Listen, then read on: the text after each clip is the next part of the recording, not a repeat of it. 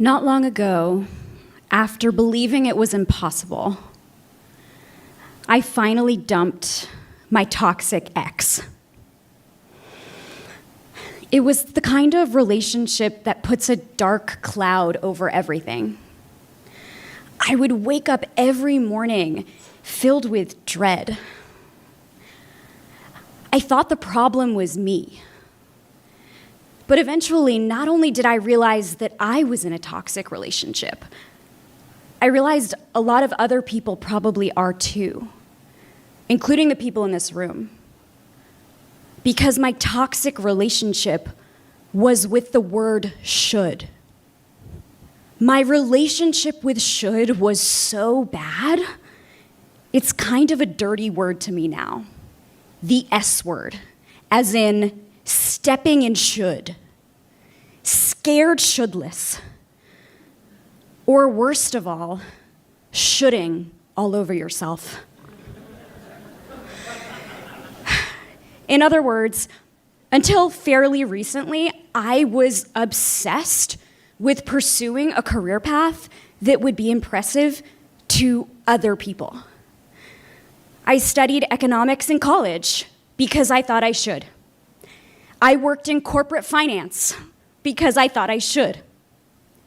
Business school, pivoting to a career in social impact to be a good person. Should, and more should. Now, none of these pursuits is inherently bad, certainly not, but I wasn't doing them for myself. I had outsourced my heart and my mind to should. And confoundingly, I was succeeding. I went to great schools, I had lucrative jobs, but the more success I found, the more lost I felt. Now, I didn't have the words for it at the time, but I know now I was suffering from what psychologists refer to as misalignment burnout, which is when we find ourselves in spaces and situations that fundamentally run counter to who we are. Now, how did I get stuck in such deep should? Well, should gets a hold of you pretty early. There's a daycare in my neighborhood with a slogan that's burned into my brain. They proudly proclaim, "Welcome to the home of future doctors, lawyers, and teachers." Now, first of all, no shade to any current career-satisfied doctors, lawyers, and teachers. And certainly, I have no issue with language telling children that there's no limit to what they can achieve. But let's not forget, these kids are in daycare. They're eating paste. The biggest decision they should have to make in a day is when to say goose in a game of duck, duck, goose. And yet, even the youngest of children is subject to this kind of pressure, disguised as encouragement. This language tells kids that certain careers are the gold standard. And if they don't see themselves in those careers, they're somehow less impressive. And this language is affecting young people everywhere.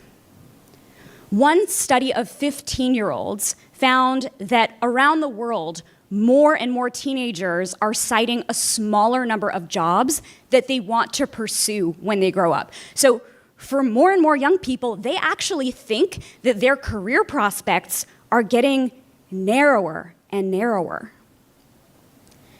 Now, this might seem like it's building up to a plea for me to just tell you to follow your passion. But I don't think that's the answer either. In fact, you're looking at the author of an article titled, "Follow Your Passion is the Worst Career Advice."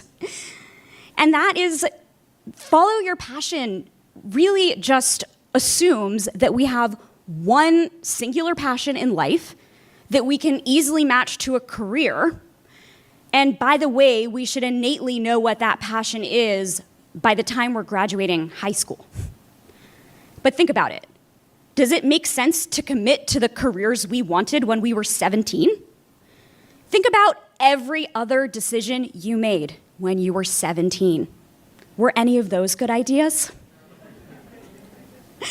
And for those of us who are early on in our careers, this all makes even less sense.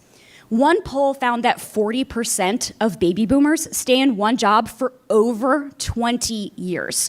Now, contrast that with millennials, who we know stay in a job for an average of 2 years and 9 months. So in all likelihood, you will change jobs, you will change careers. The question is, who is going to decide when you do? Now, ultimately, it doesn't matter, actually, whether you wanted to be a doctor or a lawyer or an influencer or a trapeze artist. What matters is that if you are on a career path that you no longer want to be on, but you don't know how to get off of it, you are probably in a toxic relationship with should. But there is good news. You can break up with should. Now, I think we can all agree that not all shoulds are inherently bad. There's what I call good shoulds and maladaptive shoulds. Good shoulds are those things we do because we genuinely owe it to ourselves, our family and friends, and society.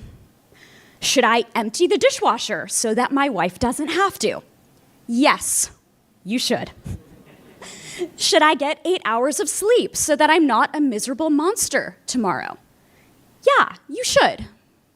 Should I avoid manspreading on public transportation? You shouldn't even need to ask.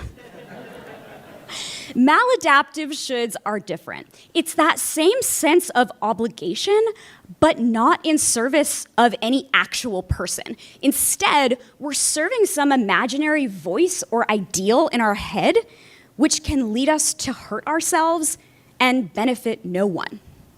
Should I stay in this job for 2 years just because it looks good on my resume? Should I stay in this relationship just because all of my other friends are in couples? Or, to quote the ancient proverb used by mothers across this country, should I jump off a bridge just because everyone else is doing it? Now, it's obvious that the answer to all of these questions is no, but the issue isn't that we don't know the answer, it's that we go too long without asking ourselves the questions. So let's say that you've identified some of these maladaptive shoulds, and now you're feeling ready to break up. What happens next? What's the rebound? First of all, it's 2024, so I'm not gonna stand here and tell you to jump straight into your next monogamous relationship. But I do have 3 strategies that have been highly effective for me in my pursuit of breaking up with should. But first, I do want to acknowledge the irony in giving you prescriptive advice about what to do in a talk about breaking up with should.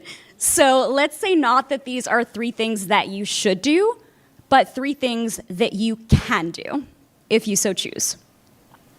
Number 1, turn off autopilot. The thing that separates the human from the hamster is that we have the capacity to question the wheel. That's what happened to me. I was working in a job where I was really unhappy, but it was the devil I knew. It was the path of least resistance. And then one day I turned off autopilot. I told my boss I was unhappy. And not unlike when you turn off autopilot when you're flying a plane, things got real bumpy. But here's the thing, it has to get bumpy. It has to get bumpy if you are going to find a path of greater alignment. Number 2, engage in introspection. How much time do you have on your calendar right now dedicated to meetings that could have been emails? I'm gonna bet a lot, so I wanna challenge you to put time on your calendar with one thing on the agenda, and that is you. For some people, that's a therapist. For others, a coach. For me, I have what I call a career board of directors. And that is a highly curated, intentional, and diverse group of individuals who I meet with regularly to talk about the future of me.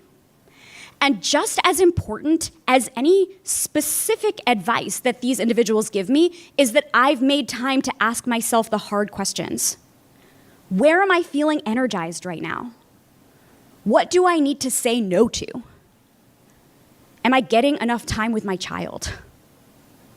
Number 3, normalize experimentation. In other words, try stuff. We are programmed to think that it is the scariest thing in the world to try something new when we don't have evidence of whether or not we're good at it.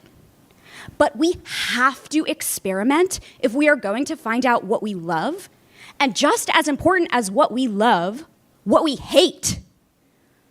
If I hadn't experimented, I never would have started my own business, and I never would have found a career that I love.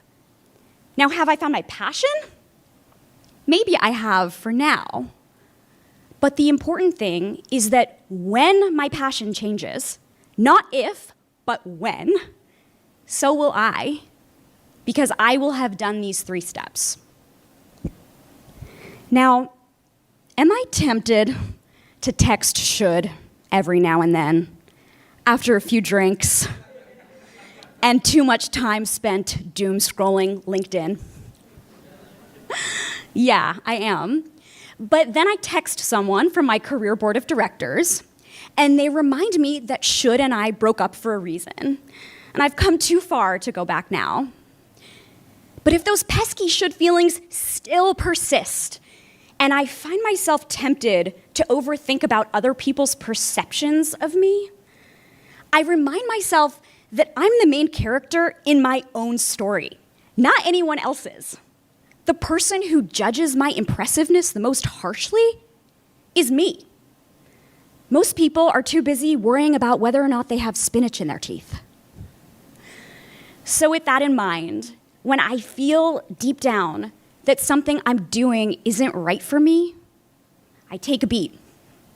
I turn off autopilot, I engage in introspection, I experiment. Or maybe I give myself the space to just sit and be.